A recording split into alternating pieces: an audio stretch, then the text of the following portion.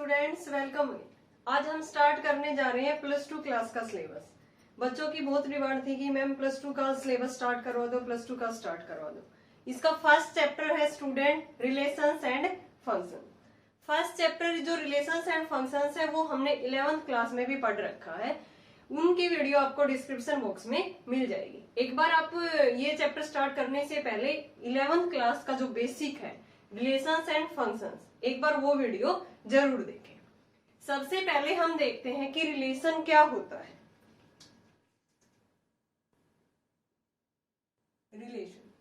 Relation हमेशा दो members के बीच में होता है। ऐसे ही अगर हम मैथमेटिक लैंग्वेज में बोले कि जो टू एलिमेंट्स के बीच में जो भी रिलेशंस होगा, जो भी उनके बीच में ऑर्डर्ड पेयर बनेंगे दो एलिमेंट्स के बीच में, उनको हम एक रिलेशंस की फॉर्म में लिख सकते हैं। जैसे हमने एक रिलेशन लिया A to B, A set लिया जिसके अंदर एलिमेंट है 1 2 3, इसका रिलेशन है B के साथ। इसके अंदर एलिमेंट है 4 5 6। ए रिलेशंस डिफाइंड है फ्रॉम A to B। ठीक है, सबसे पहले हम बेसिक ही कर रहे हैं इसका, जो हमने 11th क्लास में भी पढ़ रखा है। रिलेशन डिफाइंड है A to B, तो इसमें 1 का रिलेशन 4 के साथ, इसको हम ऑर्डर्ड पेयर में लिखते हैं। 1 का 4 के साथ रिलेशन, ऐसे ही 1 का किसके साथ लिखेंगे 5 के साथ, 1 का रिलेशन 6 के साथ। सिमिलरली 2 का 4 के साथ रिलेशन, 2 का 5 के साथ, 2 का 6 के साथ, 3 का रिलेशन 4 के साथ, 3 का रिलेशन 5 के साथ, 3 का रिलेशन 6 के साथ। ठीक है, इस तरह से हम रिलेशंस में ऑर्डर्ड पेयर के फॉर्म में इन एलिमेंट्स को लिखते हैं। और हमने देखा था कि प्लस 1 क्लास में इसको हमने क्या बोला था, ये क्या है हमारा A cross B, set of elements from set A to the set B। Relations defined है from set A to the set B। इसको हम लिख सकते हैं यहाँ पे A cross B। Number of relations defined from set A to the elements of set B, elements of set B। ठीक है, A cross B, A cross B को हम क्या लिखते थे, कार्टेशियन प्रोडक्ट होती थी एलिमेंट्स की, कि कोई भी सेट अगर A to B डिफाइंड है तो उसके एलिमेंट्स को हम रिलेशंस की फॉर्म में किस तरह से लिख सकते हैं कि पहले 1 का रिलेशन, इसके ये हमारा A सेट है, ये हमारा क्या है B। पहले 1 का रिलेशन 4 के साथ, सिमिलरली 1 का 5 के साथ, 1 का 6 के साथ। फिर हम 2 लेते हैं, इसका एलिमेंट 2 का 4 के साथ, 2 का 5 के साथ, 2 का 6 के साथ। एंड लास्ट है इसका एलिमेंट 3 3 4 3 5 3 6। और ये सारे के सारे एलिमेंट किसके अंदर आएंगे, कार्टेशियन फॉर्म के अंदर। हम यहाँ से कोई भी रिलेशंस डिफाइंड कर सकते हैं। इसको मैथमेटिक्स की लैंग्वेज में हम लिखेंगे कि जो A है उसका रिलेशन है किसके साथ है, B के साथ। कोई भी रिलेशंस हम यहाँ से डिफाइंड कर सकते हैं। फिर देखेंगे कि वो रिलेशंस हमारा कार्टेशियन जो प्रोडक्ट हमने डिफाइंड की है वहां से आ रहा है या नहीं। जैसे मैंने कोई भी एक रिलेशंस डिफाइंड किया, रिलेशंस किस तरह से लिखते हैं हम, इसके अंदर ऑर्डर्ड पेयर आते हैं एक्स वाई की फॉर्म में, करली ब्रैकेट, इसमें ऑर्डर्ड पेयर आएंगे सारे के सारे एक्स वाई की फॉर्म में। और एक्स होगा वो हमारा A सेट से आएगा, और जो y होगा वो हमारा किससे आएगा, B सेट से। x बिलोंग करेगा A सेट से और y किससे बिलोंग करेगा, B सेट से।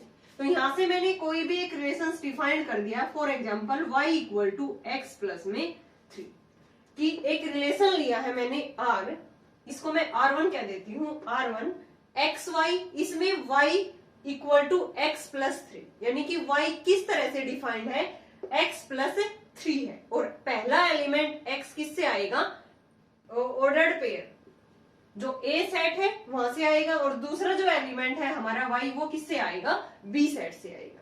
अब हम देखेंगे कि इसके अंदर कौन कौन से, इस रिलेशंस के अंदर R1 के अंदर कौन कौन से ऑर्डर्ड पेयर हमारे A क्रॉस B से आई है, जो इस तरह से हमारा y डिफाइंड है। देन R1 के अंदर क्या आएगा कि जो भी y है वो x प्लस 3 है, तो इसमें कौन से एलिमेंट आएंगे, y कौन सी वैल्यू है हमारी, जैसे पहला ऑर्डर पेयर देखा हमने 1 4 है, तो इसमें y की वैल्यू क्या है 4 है। ये 4 किस तरह से डिफाइंड है, x प्लस में 3, x की वैल्यू क्या है 1, तो 1 प्लस में 3, तो इसमें ऑर्डर्ड पेयर कौन सा आ गया पहला 1 4। सिमिलरली ऐसे ही 1 5 किया, ये इस कंडीशन को सेटिस्फाई नहीं कर रहा, 1 6 भी नहीं कर रहा, 2 4 भी नहीं कर रहा, 2 5 है, 2 5 यहाँ पे y की वैल्यू कितनी है 5 है, देन x की वैल्यू कितनी है 2, इसको हम क्या लिख सकते हैं y equal to x plus में 3 यानी कि 2 प्लस में 3, तो ऑर्डर्ड पेयर 2 5 भी R1 रिलेशन के अंदर आ गया। 2 6 है, फिर 3 4 है, 3 5 है, 3 6, ये इसको सेटिस्फाई नहीं कर रहा। लास्ट वाला जो ऑर्डर्ड पेयर है 3 6, ये हमारी इस प्रॉपर्टी को सेटिस्फाई कर रहा है 3 6, यानी कि y की वैल्यू 6 है, तो 6 इक्वल टू 3 प्लस में 3 मींस x प्लस में 3, इस कंडीशन को ये सेटिस्फाई कर रहा है। तो R1 रिलेशन के अंदर हमने देखा कौन कौन से ऑर्डर्ड पेयर आए हैं हमारे 1 4 2 5 3 6। अब यहां से ध्यान से देखो, जो A क्रॉस B है, इन्हीं से तो ये हमारे रिलेशन के अंदर आए हैं।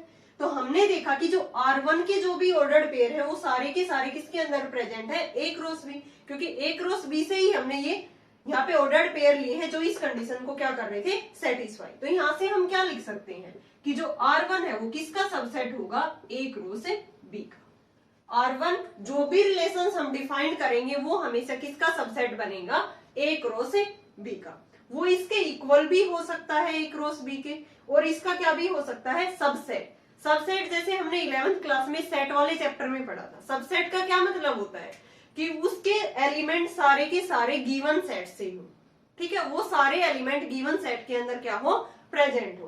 तो यहाँ से R1 के जो भी ऑर्डर्ड पेयर थे वो सारे के सारे कहाँ प्रेजेंट थे, यहाँ पे A क्रॉस B के अंदर प्रेजेंट थे। तो यहाँ से हमने क्या कह दिया कि जो R1 है वो किसका सबसेट हो गया, A क्रॉस B का। अब हम देखेंगे कि टोटल नंबर ऑफ रिलेशंस कितने बनेंगे, टोटल नंबर ऑफ रिलेशंस। इसके लिए फॉर्मूला है हमारा 2 की power n of a into में n ऑफ b। यहाँ पे n ऑफ a क्या है, n of a is the number of elements present in the given set a and n of b is the number of elements present in the given set b। तो यहाँ पे हम according to this example number of element in set a कितने हैं, 3 है, number of element in set b कितने हैं, 3 है। तो यहाँ से टोटल नंबर ऑफ रिलेशंस इस एग्जांपल के अकॉर्डिंग कितने बन गए हमारे, 2 की पावर 3 इंटू में 3, दैट इज 2 की पावर 9। 2 की पावर 9 यहाँ पे क्या बन गए हमारे, टोटल नंबर ऑफ रिलेशंस बन गए। अब हम इसको किसी दूसरे एग्जांपल से भी देखते हैं, जैसे हमने R1 लिया है ऐसे ही हम क्या लेंगे यहाँ पे R2। R2 equal to x y, y greater than x, x belong to a, y belong to b। हमने कोई भी रिलेशन लिया जिसके अंदर y किससे बड़ा होगा, x से। अब हमें गिवन जो हमारी कार्टेशियन फॉर्म थी a क्रॉस b, यहाँ से हमें इस कंडीशन को सेटिस्फाई करने के बाद R2 एक रिलेशन बनाना है, ठीक है। तो R2 के अंदर कौन कौन से एलिमेंट आएंगे, यहाँ से y ग्रेटर देन x, 4 यहाँ पे ये x है ये y है, तो 4 ग्रेटर देन 1 है, ये ऑर्डर्ड पेयर आ गया।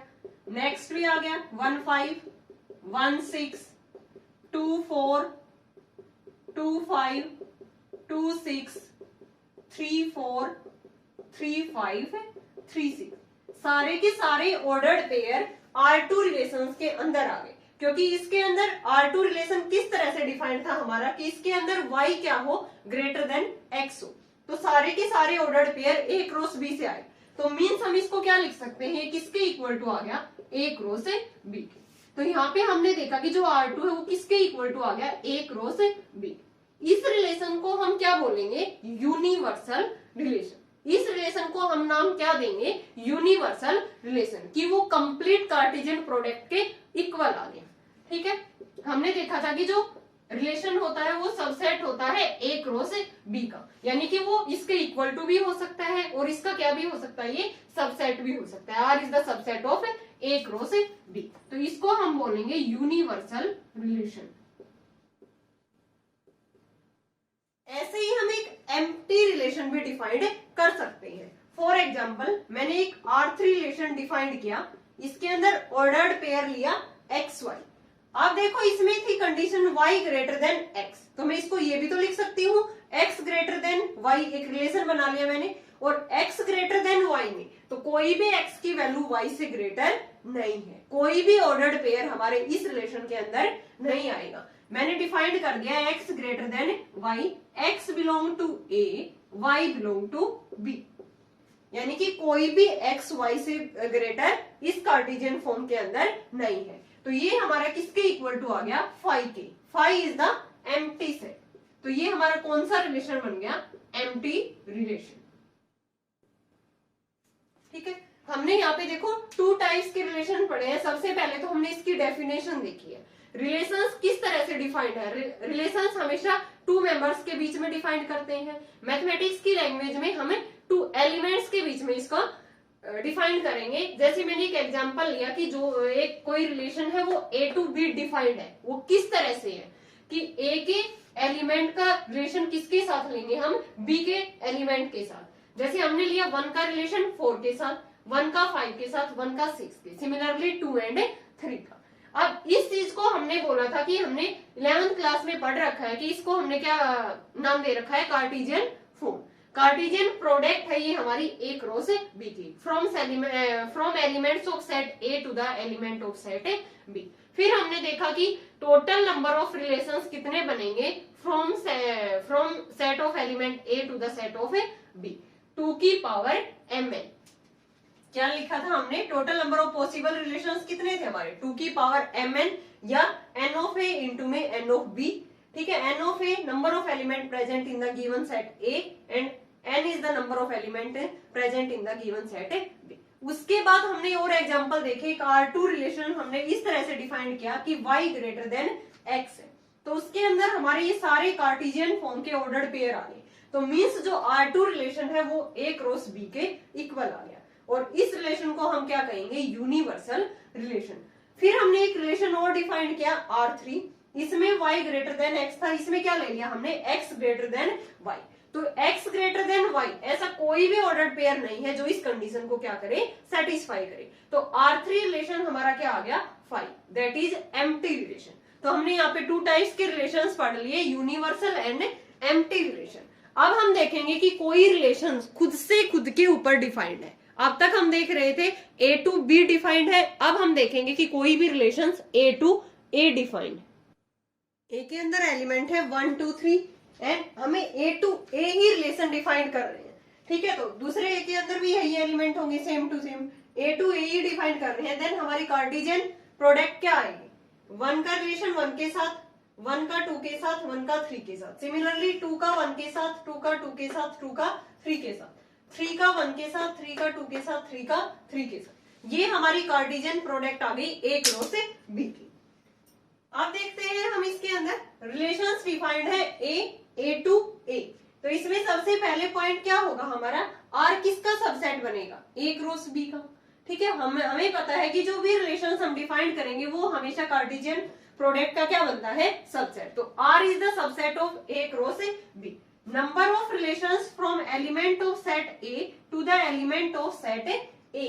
हमें number of relations find out करने की, total number of possible relations यहाँ पे set A to the set A कितने बनेंगे, वो हमने देखा था कि 2 की power n of A into में n of A to B defined होता तो यहाँ पे क्या आ जाता, n ऑफ A इंटू में n ऑफ B। तो n of A means number of element present in the given set A that is 3, इसमें भी कितने हैं 3। तो यहाँ पे total number of possible relations हमारे कितने बनेंगे, 2 की पावर 9।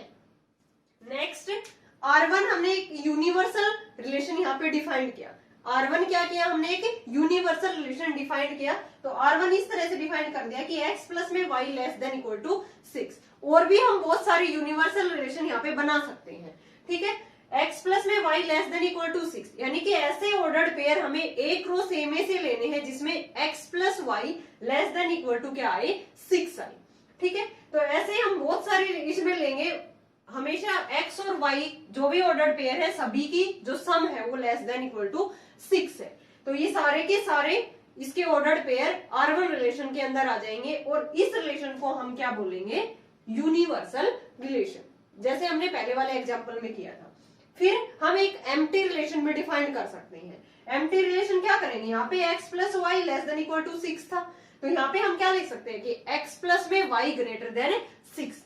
तो यहाँ पे कोई भी ऐसा ऑर्डर्ड पेयर नहीं है जिसमें x प्लस में y करने पे वो ग्रेटर देन 6 आ जाए, तो ये क्या हो जाएगा हमारा एम्प्टी रिलेशन। R2 के अंदर कोई भी ऑर्डर्ड पेयर नहीं आएगा, ठीक है। देन R2 को हम क्या बोलेंगे, ये कि एम्प्टी रिलेशन है। देन यूनिवर्सल और एम्प्टी रिलेशन को हम दोनों को कंबाइन करके क्या बोलते हैं, these are the trivial relations, ठीक है।